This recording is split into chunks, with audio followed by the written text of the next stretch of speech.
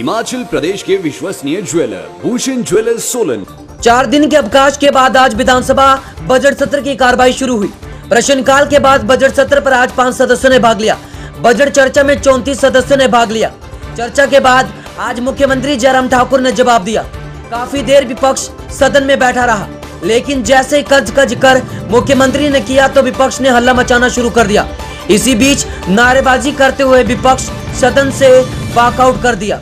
विपक्ष के नेता मुकेश अग्निहोत्री ने बताया कि विपक्ष शुरू से ही जो कह रहा है कि जाते जाते सरकार 85,000 करोड़ से ज्यादा का कर्ज छोड़कर जाएगी।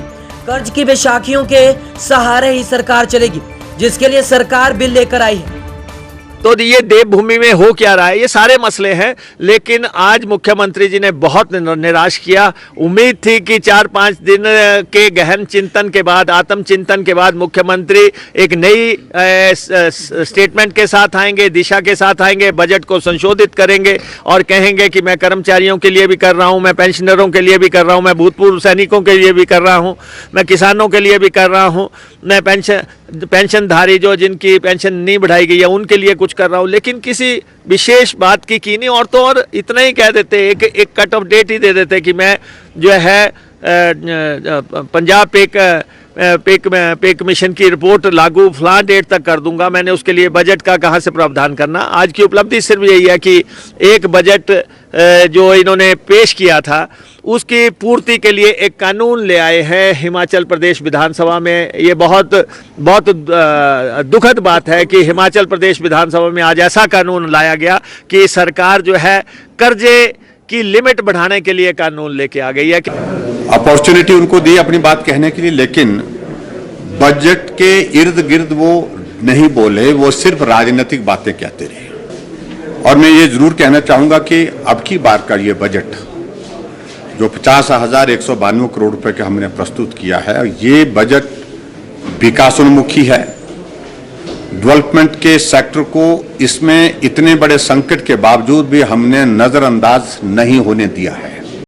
जहां तक ऋण की अगर बात कहते हैं, इस बात को कांग्रेस के लोगों को समझना चाहिए कि जब संकट इस प्रकार का नहीं था तो भी वो ऋण लेते रहे, और हम तो संकट की वजह से हमको ऋण लेना विवश होकर के करना पड़ रहा है।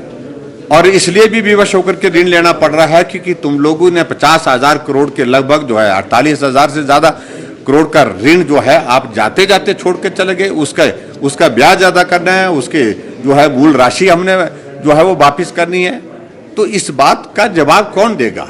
इसलिए ऋण की बातें कहना एक तरफ, लेकिन ऋण लेने के लिए हालात पैदा करने वाले अगर कोई हैं तो उसमें सिर्फ कांग्रेस पार्टी है, जिसकी वजह से आज हिमाचल के लोगों को इस दौर में से गुजरना पड़ रहा है। हम सब लोगों को इस दौर में से गुजरना पड़ रहा है। तो इसलिए मैं ये कहूंगा कि उनका आज बजट के ऊपर चर्चा के समापन पर बिना सुने चले जाना, आधी अधूरी बात सुन करके चले जाना, ये उचित नहीं था। सिर्फ राजनीतिक मकसद से विरोध करना, क्योंकि हर बात का हमारे पास जवाब उपलब्ध था, लेकिन फिर भी उसके बावजूद उन्होंने वॉकआउट की, इसकी मैं निंदा करता हूं। फिर भी मैं यही कहूंगा कि हमारा बजट संतुलित है, हिमाचल के विकास के लिए समर्पित है, गरीब लोगों के लिए समर्पित है। वो मैंने आज स्टेटमेंट उसमें हाउस में दी है और उसमें उसको निश्चित रूप से SIT कॉन्स्टिट्यूट कर ली है और उसमें दोषी जो भी हैं उनको पकड़ करके रहेंगे। उज्जवल हिमाचल के लिए शिमला से ब्यूरो।